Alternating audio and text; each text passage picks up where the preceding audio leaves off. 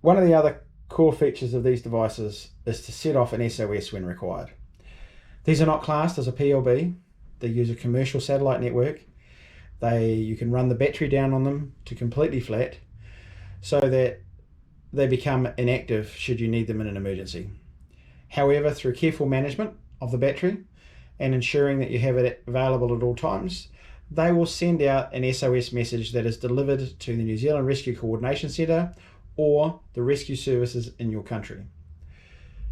The way that you activate an SOS is either through the EarthMate app, and I'll show you whether we paired up with that, or by use of the button on the side. We simply tear back the flap and press and hold the button on the side. It then starts a countdown, which you've then got 20 seconds to cancel. If you do not cancel it, the message will go out in multiple stages, 10 times over the first 11 minutes. I've turned it to X at the moment, so it's given me an opportunity that I could actually send out by sending the message still, by hitting the tick, or if I let it go, it will have actually sent it out immediately. Now, as you can see here, it's sending it to emergency response. I have an emergency and I need you to send help. We will discard that because we don't want to see the helicopters arriving. But understanding the difference between the SOS from this device and an SOS from a PLB. A PLB will send out a non-returnable message, and that will give a location of where that PLB is. The only way that you will know help is coming is when help actually gets sent to you via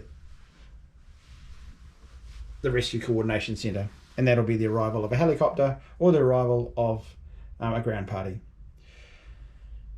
SOS from these devices give the Rescue Coordination Centre and our TrackMe Response Centre the ability to directly communicate with you.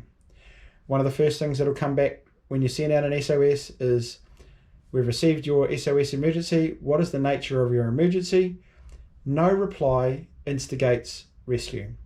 So if the only thing that you can do is to actually attend to the person who is actually injured or yourself, don't worry about replying to that message, because if you do not reply, the Rescue Coordination Centre becomes active and they will be sending help.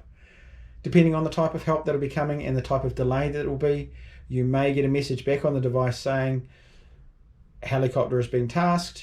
You'll see it in 20 minutes, 30 minutes. If it is a quicker response than that, generally the response services will arrive before you've had a chance to get a message back on the inReach. Now, the messages that these things happen can happen within a few minutes. So the message goes out and one comes back. It can be a 5-minute turnaround, or if you're in a particularly bad place for reception, and that could be in a steep-sided gully or masked by an overhang or in a deeply wooded area, that could be a delay in the satellite data coming and going. So don't panic. The message does get out and the message will be attended to. If there is an update that is required, then you will receive a response message coming in, and you simply can hit a reply and send your appropriate reply. Please do not test this function unless you have told us about it first. There is a fine of $200 if you test this device without it being a real emergency, and we then take that fine and we put it to donate it to the rescue helicopters in the area that was set off. 40% of SOS calls are false alarms. So we try and cut that down by ensuring that when you push the button, you have that communication backwards and forwards to the Rescue Coordination Centre. Our response centre is on the task when it comes to turning around and making sure you get a message back.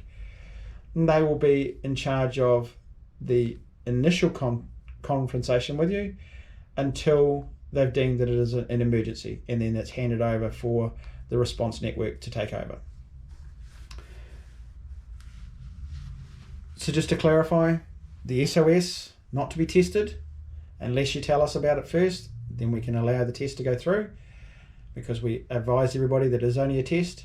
Once that test is complete, then it's back being live again. So SOS for medical emergency. The help button, which I showed you earlier under preset, is if you have a situational emergency. and that might be brought about by being stranded, can't cross a river, vehicle broken down, those sorts of things. SOS should be kept for when you are in threat of life or you have a medical emergency that you cannot control.